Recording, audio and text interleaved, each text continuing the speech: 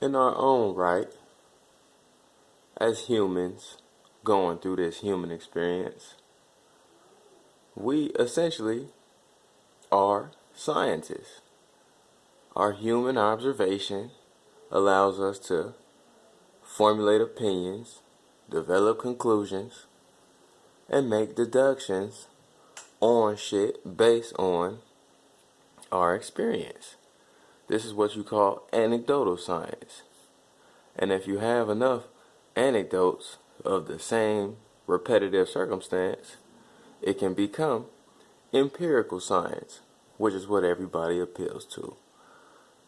Now, this is no different. It's your boy Dame. Subscribe to Dame's World. And I'm just taking one of the many anecdotes I've learned within a structure and within a circumstance to formulate a thought, or at minimum just give an observation. And the subjects I'm using today would be a white person and a black person. Now, before people get offended by generalizations or presumptions, I'm not saying that this is a biological distinction I'm making. I'm not saying this is an environmental distinction I'm making. We can get into that later. All I'm saying is, it is some shit that I've continuously noticed from each subject, from black people, quote unquote, and white people, quote unquote. I'll say this as a disclaimer, I say this as a disclaimer. Black and white and any label, they don't exist, but we're within a structure that makes these labels exist. So when you start doing the observation, you have to put the label to what you're observing in order to make the distinctions in what you're observing. And this topic is talking about business. How the mind state of quote unquote white people act in business transactions as opposed to black people in business transactions. Max Kellerman, Stephen A. Smith, they talking about Big Ben. Should the Steelers re-sign Big Ben, or is he worth re-signing? And we'll get into it. We'll break down the dialogue. It's your boy Dame doing a simple science that we all can do. Let's get it. You don't get paid for what you did. You get paid for what you're going to do. And Ben Roethlisburger this year has a tremendous amount of, yes, especially in the NFL, has a tremendous... Okay, this will start. This is the beginning of what I noticed. You don't get paid for what you did. You get paid for what you do. Now, in the realm of business, it makes sense in order for you to pay for a product that's going to produce for you in the future. That makes your business boom. If you pay for a product that's not going to produce, that's counterproductive in business. Max Kellerman is making that argument. And Stephen A., his first response was, really? So, what I'm getting at is from my anecdotes and my experience, I usually see the black person reacting in such a manner that Stephen A. reacts, as I usually see the white person reacting as Max Kellerman reacts in the realm of business. Now, I'm not saying all white people act the way Max acts in the realm of business, or all black people act the way Stephen A. acts. I'm just telling y'all my anecdotes and my observation and what I always notice when we talk about business. He's a little more reticent to say Ben hasn't earned it. Has no reluctance in saying Ben hasn't earned it. It's the subtle distinctions you have to notice. Let's keep it going. This amount of pressure upon him to perform because of all the fallout of Le'Veon Bell and Antonio Brown. And what was particularly damning was not Antonio Brown, because Antonio Brown played himself. But when Le'Veon Bell came out and and by the way, Le'Veon Bell supports James Conner. Le'Veon Bell's not like a bad teammate. He's not a guy other guys don't like, stuff like that. And he came out and corroborated some of the things that Antonio Brown was saying about Ben Roethlisberger. It puts a lot of pressure on the quarterback, because clearly that relationship is one of the reasons they lost the best combo wide receiver running back pair in history. Right? So what are they going to do now? What you going to do now, Ben? Right? Already there's a lot of pressure. And he's in the last year of a deal, and he's going to be 37 years old. Ooh, I like that Ben Roethlisberger. I'm not paying him a dime right now. Let's see what you're going to do. That's one. Two, I know, Stephen A., that you talk about, well, the Lakers needed someone who was box office. I always reject when it comes to re-signing Kobe. I'm going to get to that in a second. I always reject that argument because you know what's box office? A winning team. And you could argue, well, with Jim Buss, they wouldn't have had a winning team anyway. My point is this. They were out of that deal. He was old. Before he came back from his Achilles, they extended him 2 years, and they've stunk ever since. They've never been good since that. They were awful there, and Kobe couldn't play, as it turned out. He couldn't even stay on the court. That's what you get for paying a guy for what he's already done. There's no reason right now in a full contact sport at an age that Roethlisberger is, what's the upside in giving him the money now? Bam. Again, from a production standpoint, Max makes a lot of sense. And I get and I understand his argument. I just don't feel his argument. Why? Because we dealing with human nature. We dealing with somebody who put 10 to 15 years of their life. If I'm the Steelers owner, this is how I'm looking at it. In my franchise, he invested most of his life into my franchise. He gave us rings. He gave us contention, championship contention. He's earned the right to earn future dollars. Now, I'm not basing it on his future performance as an older man, as someone in a contact sport, or the same way he based Kobe Bryant. If it was up to Matt Kellerman, he wouldn't have paid Kobe either for his 17 years of service. So, what I'm equating in this video and my anecdotes previously is typically, generally, the European views business from this standpoint. And I can correlate it to just growing up in capitalism or having a culture that only knows capitalism and feudalism, while the Afrocentric people grew up from a culture of communalism, a lot of vegetation and trade, to where it was not looking at the person to seek ultimate value out of them, but getting an even exchange, a barter system. I can look at it from that standpoint, but I'm just giving y'all the observation. He don't see no worth in Big Ben on the Steelers, even though he put in 15 years of work for the Steelers. He don't see no value in Kobe now, even though he put in 17 years, 5 rings. He's not looking at the personal aspect within the business. And what is the business mantra?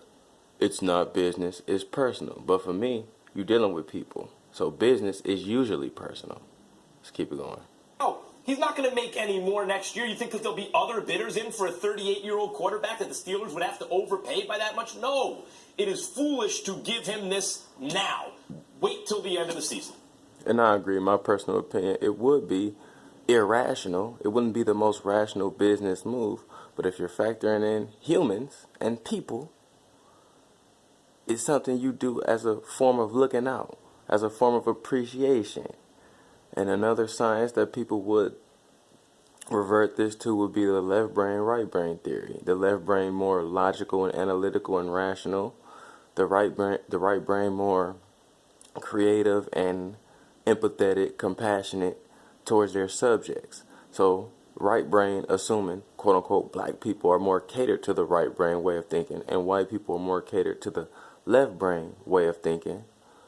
It would make sense for him to not see why it's fucked up to not pay Big Ben on the Steelers, or not to pay Kobe. He would be a janky owner, in my opinion, because he wouldn't be dealing with personable social issues amongst his own subjects. But that's just assuming that left brain, right brain shit is valid. Let's keep it going. Let me Well, I think the part that you miss, Max, is that when you produce, and it's one thing when you produce and you're over the hill, and somebody is saying you should be paid for what you've done, sort of like a courtesy and a gratitude for your years of effort. But when you have produced and you've shown the ability to still produce, which is what Big Ben Roethlisberger has done, you can't disrespect and provide a disincentive for people to go out there and perform when you've shown no incentive, when you've shown no willingness whatsoever to take care of them, when, again, clearly they've shown what they're capable of continuing to do. That's number one. And number two, what are your options? You trying to tell me that you lose Antonio Brown, you lose Le'Veon Bell, and you want to risk alienating the face of your franchise who plays arguably the most, not arguably, the most important position on the field just because you want to adopt the mentality of Max Kellerman? Hell with what you've done. Who gives a damn? We don't care about what you've done. We're going to maximize our potential from a business perspective without any... Exactly. My point. We maximize our potential from a business perspective. And I'm only generalizing. I'm not saying every white male looks at, or white male or female looks at business from that aspect. There are people who have emotions catered to their business decision. There are white folks who do that. Again, white, black, these are all concepts within a structure. I don't even think they exist. I'm just noticing my white counterparts in business and my black counterparts in business. And usually, our black folks sound like Stephen A in that regard. Like, you ain't gonna look out. Like, you gonna say, fuck what you done for the last 12 years? No. I have that attachment to you to where it ain't just fuck you, and I'm not finna leave you out in the cold. That's why a lot of people felt sour about how the Celtics did Isaiah Thomas. Even though rationally that was a good business move. It was a 5'10" point guard who hurt his hips, couldn't probably play as good as he did. Rationally, don't pay him. But emotionally, if you want to build a good rapport with people, you do them right after they do you right. Let's continue. Guard for you whatsoever. While asking you to lead, that makes no sense. Hold on, Max. Hold on. Let me ask you something really quickly, Max. Stephen A. said earlier that he puts Roethlisberger not in the same category as Brady, Rodgers, and Breeze. I would add one more and put Mahomes in there, but that puts him as a top 5 quarterback. Yeah. I don't know, Max, that you would be out here saying don't extend any of those guys, right? Would you say, even at their age, Brady, Breeze, Rodgers, don't extend them? Why would you make a separate exception for Roethlisberger? Well, Brady, I go on a year-by-year basis given his age. And I don't think Roethlisberger is in that category. He's excellent, but he's not quite in that category. I do prefer him to someone like Matt Ryan. Because I think in big moments, Roethlisberger's shown that he's better. But not in the category you put. No, I think he's in a category below that. That's the first thing. The second thing is, Stephen A., your best point, I think, is buttressed by the fact that they don't have a backup plan. That's on Pittsburgh. Pittsburgh does not have the heir apparent. So unless they're planning... Again, Max is saying Stephen A.'s best point is from a business perspective. Steelers don't have a backup QB. Again, this is my main point of the video in my observation. Generally, white folks look in a business perspective while dealing with human subjects, which might not entail good owner and worker relations. Whereas Stephen A., to me, his main point was, don't do somebody dirty who been doing you right for years. That was his first point. His second point was, what the hell else you gonna do? You traded everybody else, you might as well keep him. But his first point was, don't do your subjects dirty. And that's my main point. And again, it goes both ways. When black folks, quote-unquote black folks, don't have that business mentality, we're not as savvy in the business realm. We don't come directly from feudalism and capitalism, such as Europe did. And this is just my formulations. We come from a different bartering communalism to where it's not as business savvy, and our culture wasn't strictly business. Whereas Europe, their culture, as far as we can date, is feudalism and then capitalism. So yeah. That's still the reality. Right now. Okay, but that's the best argument to give Roethlisberger the extension now. But even then, where's Roethlisberger going at the end of the season? You think he's leaving Pittsburgh at the end of the season? If they don't sign him? But Max, first of all, it's a difference in philosophy because I'm one who appreciates those who have done something, particularly when they show what they can still do. You're the type of person that don't give a damn. You'll throw basketball. Correct. Like he said, I appreciate what somebody's done for me. So it's a level of compassion that I see with my anecdotes and that I see now that Stephen A. has. And Max just said his own self, correct. I'm not willing to concede that in business. I don't care what you've done for me. So it's a little more cutthroat, but more productive and effective if you're dealing the way Max is. And with Stephen A., it's more worker, owner friendly, but it might entail less business savvy decisions and less productivity, like signing Kobe in his 17th year after he tore his Achilles max deal. You feel me? ball games. You'll maintain mediocrity for a half decade. Anything in the Yep. realm of business. Okay, I could get on you about that, but I won't. What I will say to See, and I'm trying not to get on Max or Stephen A. about it because it's a difference in philosophy, like he said. But I like looking out for my people, man. you about it is simply this. Ben Roethlisburger, the last time we saw him play, he threw for over 5,000 yards and 34 touchdowns, completing 67% of his passes. He's got 2 Super Bowl rings. We're living in an era where a Jimmy Garoppolo, based on 7 starts, got $137 million. Two things about that. $137 million. Just because someone makes a mistake with a guy like Garoppolo, if you believe it's a mistake, We don't doesn't know mean if it was you a mistake. also have to I'm not act saying it was a mistake. suboptimally or foolishly. I'm not saying it was a mistake. 2, if I'm not saying it was a Roethlisberger mistake. 28, you extend him now. He's going to be 38 by the time you had to. Okay, this is where our pause is coming to an end. But I basically got my main point of this anecdote was to just notice the behavior of quote-unquote white subjects within America's environment. You have to factor in environment and the black subject within America and their environment and how they look at things from a business perspective while dealing with human subjects. This is something I've noticed with my friends, white and black, something I've noticed in the business realm when studying something such as business or studying sociology or just studying anything for that matter. It's more of a lens fixated on it's not business or it's not personal, it's just business. Whereas the quote-unquote black subject equates business and personal as synonymous or correlating. Just my thoughts. I want to know your thoughts. What do I take from this? What do you take from this? What I take is it could be environmental. Like I said, Europe is accustomed to business.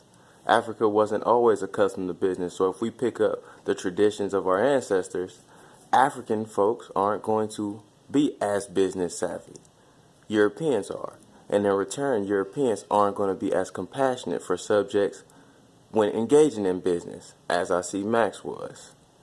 And juxtaposed to him, Stephen A.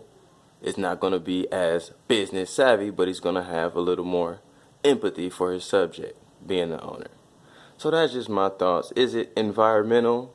Is it biological? I'm not getting into that because then we talk about superiority, inferiority, and race distinctions. I think we're more similar than different, but we have distinctions. So I just want to know y'all thoughts on the business mind of the quote-unquote white folk and the quote-unquote black folk. What's your thoughts? Comments. It's your boy Dan. Peace.